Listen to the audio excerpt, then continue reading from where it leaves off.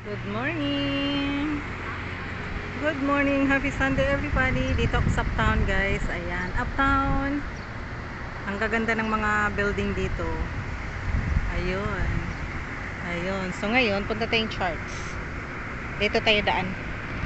Medyo maaga ako ngayon guys. Ang start ng mas, alas 11. Wala pa, quarter to. Ayun. Quarter pa. Quarter to 11, di pa nag-start. So, makaupo pa rin tayo. So, I mean, kahit naman nag-start na sila, hanap ako ng maupuan. Kaya umupo talaga ako, guys. Sumiksik ako doon sa mga nakaupo na. Ako lang naman mag-isa mag-charts eh. So, yung problema lang, pag dalawa kayo or tatlo, mahirapan kayo uupo, lalo na't mag-start na yung mass. So, ako, lang eh. Talagang opo ako doon, diretso. Tapos mag-usog-usog yung mga yan. Minsan kasi hindi pa puno yung upuan. Tapos ang lalaki kasi ng mga puwet. So, yun. Charge time. Kaya nandito tayo sa ganyan. Ayan, suot ko na yung sandal na binili ko guys. Ayun. Yung binili ko na sandal na auto. Dapat punta kami sa kabilang charts na si Merlin. Pero hindi ko siya hindi ko kasi inad sa Facebook. Doon sa inbox, hindi pa niya nasili. Parang nakasitin yung inbox niya. Ayun. Sa kabilang unit lang siya. So yun guys, charts time. Charts time. Dati naghanap ako kung saan yung yung mga jeep puntang market. So nandyan lang pala sa gilid ng charts. Ayan, dito na ako sa charts guys. Medyo gutom ako. Ayan, tamang-tama, hindi pa nag-start. Let's go to the charts. Dito tayo sa St. Michael. Ano kaya yung mga binta nila dyan? May candle. Ayun, candle pala. Tapos tag 100. Tag 100. Pasok tayo, pasok. Doon tayo sa gitna.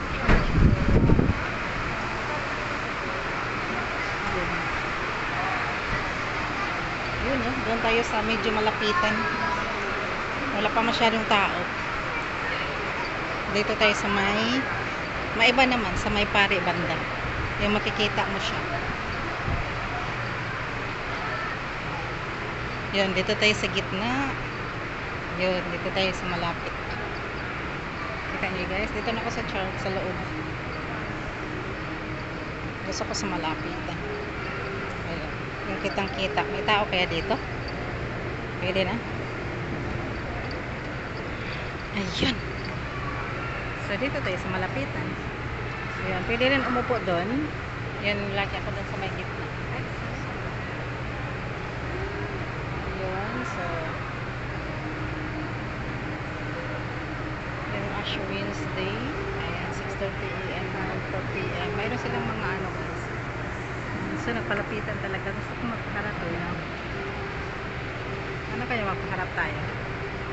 Yung kita-kita sa vlogs. Video muna natin. 10 minutes pa. 10 minutes to go. Ayan, market St. Michael. Makikita niyo dito guys. Masyadong tao. So, bye-bye muna guys.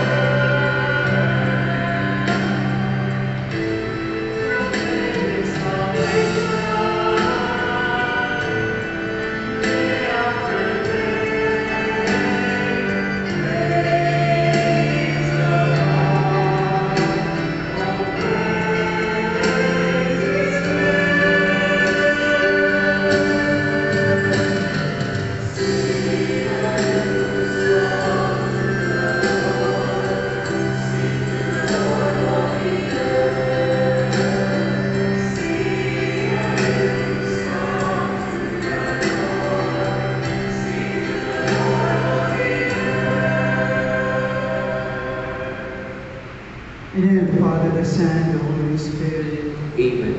The Lord be with you. Lord, it's good to give thanks to you. It is good to give thanks to the Lord, to sing praise in your name most high, to proclaim your kindness at dawn, and your faithfulness throughout the night. Lord, it is good to give thanks to you. The just one shall flourish like the palm tree, like a cedar of Lebanon shall he grow. They that are planted in the house of the Lord shall flourish in the courts of our God. Lord, it is good to give thanks to you. They shall bear fruit even in old age.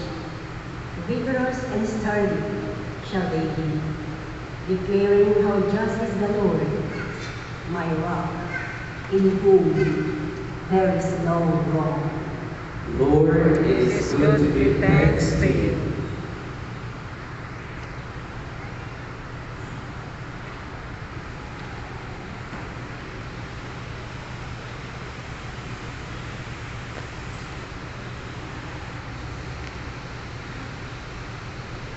Pangalawang pagkas.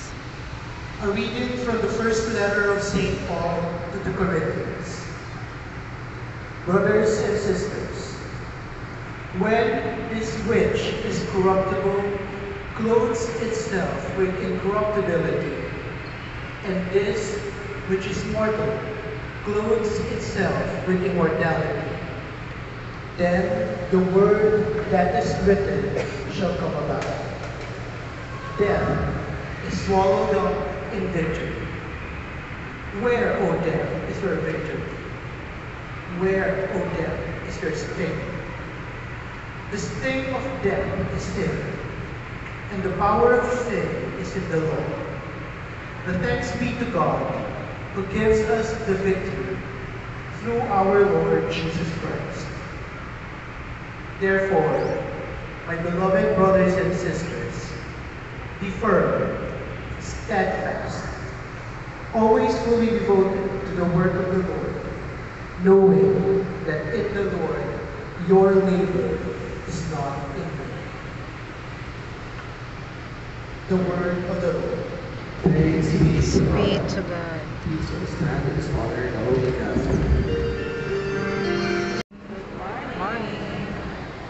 Pakibati ng ating mga matalubig at smile. Good morning. Good morning. Kumusta na? Morning. Dapat nakangiti. Magandang tingnan. Kalapangan natin ang Panginoon. So, maraming salamat po sa inyong pagdalo sa ating banal na misa ngayong linggo. And also, we are thankful sa ating mga bisita. Thank you rin po sa pagdalo. Especially those from different places here in the Philippines, also from abroad. Salamat po for coming here in St. Michael the Archangel community. Marami po kasi nagsasabi sa akin, "Oh, Father, we are from Bulacan, we are from Cavite, we are from Laguna, as far as Pangasinan and Tarlac." So welcome po. And also those coming from abroad, Father, we are from California, we are from New York. So thank you for coming, and thank you for your devotion to St. Michael the Archangel. And we keep on praying for St. Michael the Archangel. Fraternal correction. That is the message of our liturgy for today, Sunday, 8th Sunday in Ordinary Time. Fraternal correction. Alam niyo, may nabasa akong kwento, meron doon isang employee na he received a few dollars more doon sa kanyang paycheck. Anong ginawa niya? Nothing. He was quiet, silent, and he did not correct the mistake of the cashier. Siyempre, nagtama lang doon yung cashier. The following month,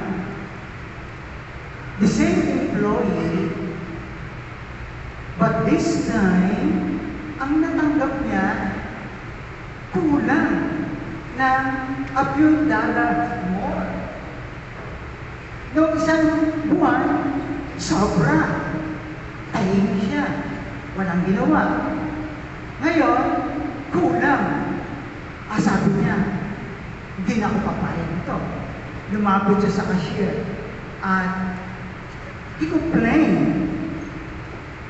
Sabi lang ng cashier, why complain now?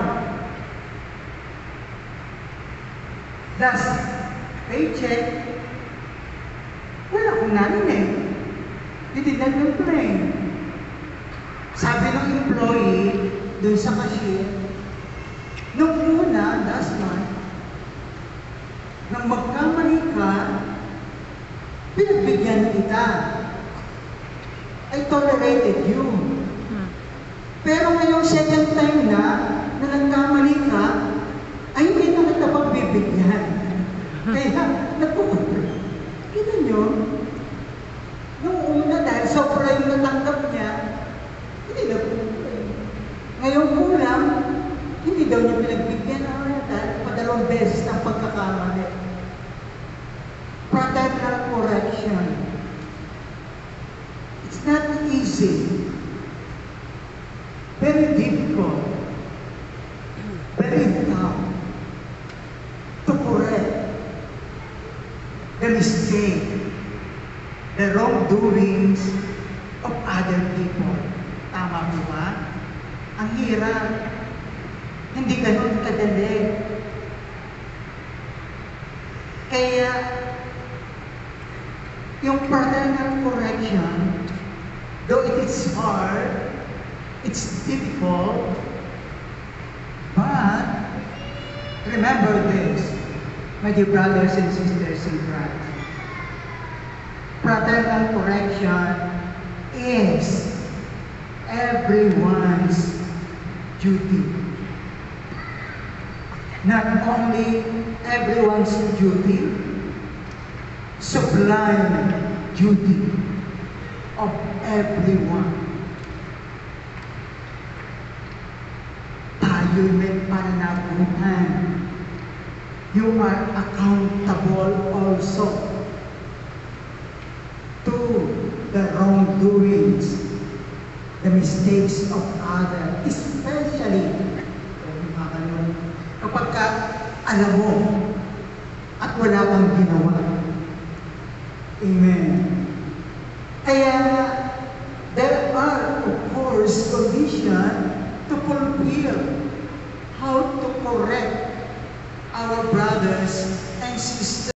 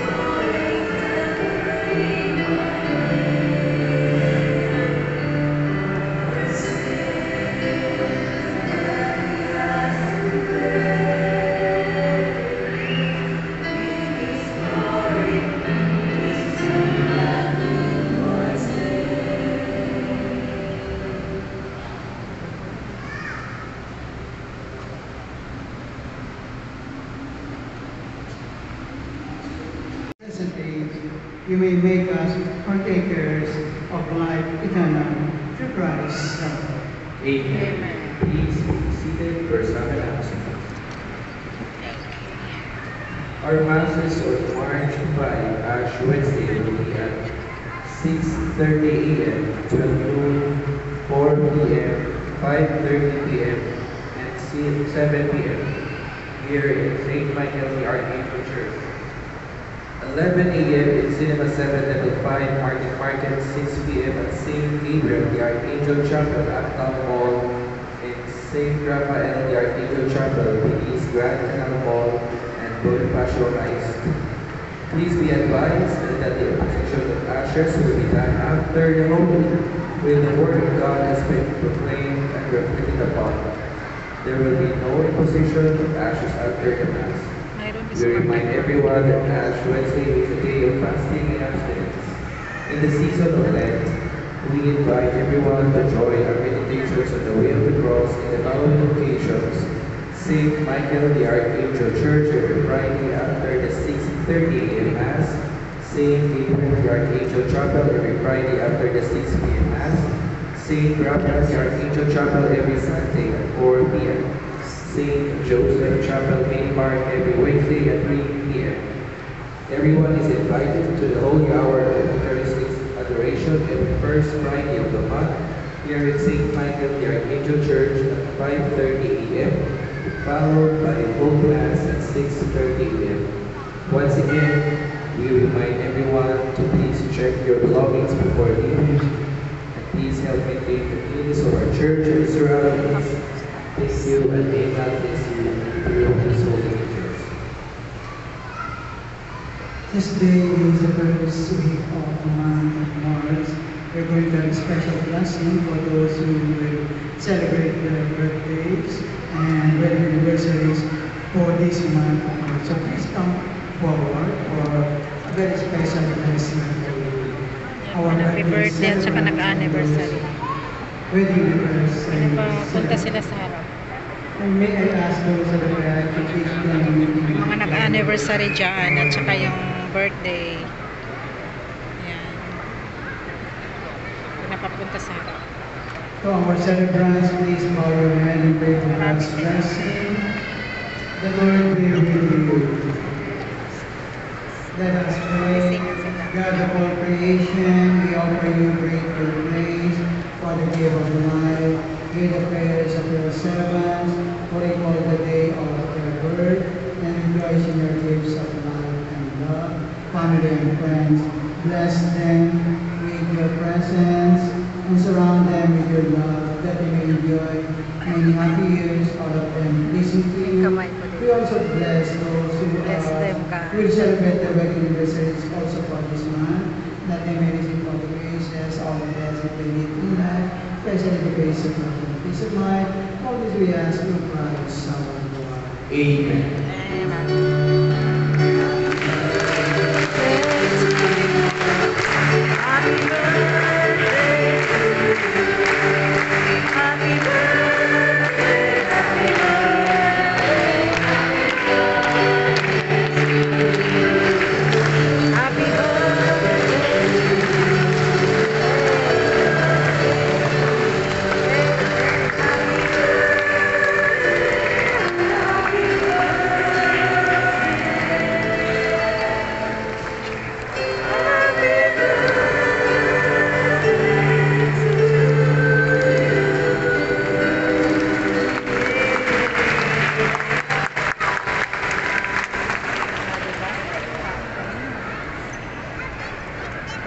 Birthday lang. So happy birthday and happy anniversary to our celebrants for this month. Please all rise. The Lord be with you. And with your spirit. Remind God bless you all, Father and Son. Father, Son, and the Holy Spirit. Amen. Let us end it.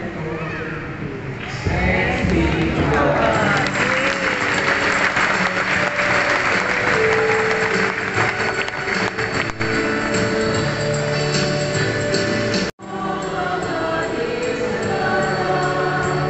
Ng Mass. Ang pagdisipado. Masak si Father.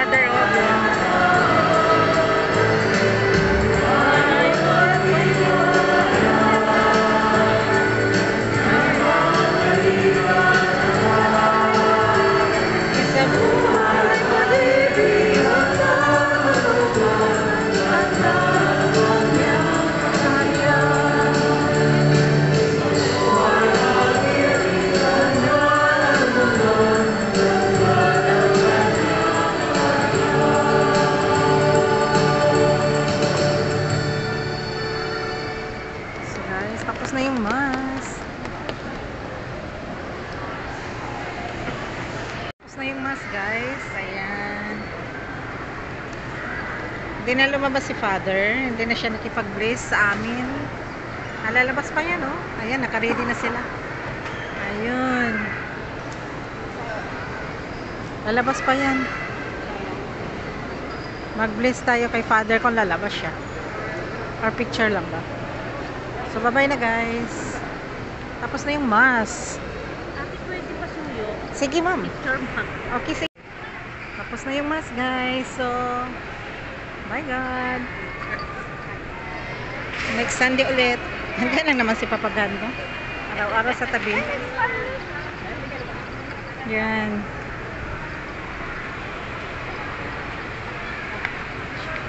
Tapos ng mass, eksaktong alas 12.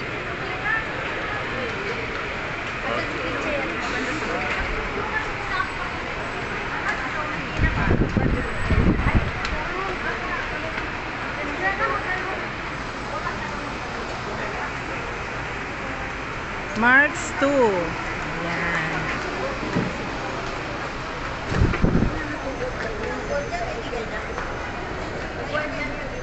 Done, mas. Punta tayong market. Gutom na ako. Doon ako mag-lunch.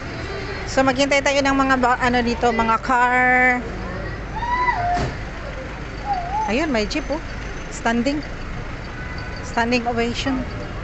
Tapos ng mas, guys. Let's go. Time to eat. Ayun, may ano, bye-bye na, guys. Tapos na yung mas natin.